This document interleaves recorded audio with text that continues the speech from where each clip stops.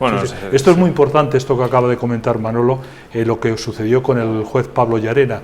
Es verdad que el juez Pablo Llarena casi se le obligó a que se pagara de su bolsillo su propia defensa frente a la querella que había presentado Puigdemont.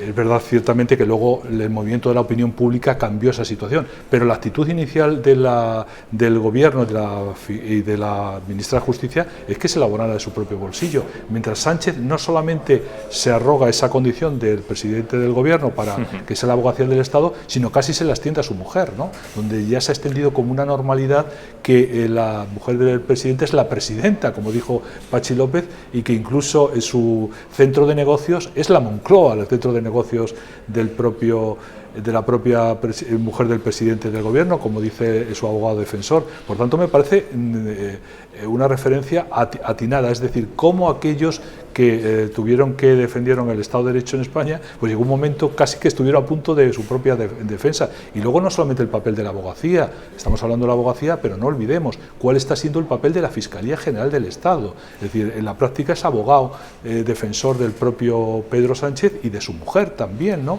Abandonando su responsabilidad como parte del Ministerio Público, es decir, defensa del interés general. Esto explica que, por ejemplo, en el último informe, que no se le ha dado la importancia porque ocurren tantas noticias en España en los últimos días, que el último informe sobre el Estado de Derecho en España, una de las dos advertencias que se hicieron fueron, una, las presiones a los jueces, que hoy ha tenido su plasmación en esta querella por prevaricación que se ha presentado el propio Pedro Sánchez contra el juez Peinado, y la falta de independencia de la Fiscalía General del Estado. Es decir, dos cosas capitales que nos equiparan a países como Hungría o Polonia en otro momento, es decir, países donde el estándar y los parámetros del Estado de Derecho están a niveles más bajos. Pero esto es a donde nos lleva el propio Sánchez, que ha utilizado la Moncloa como fortín de su defensa, ¿no?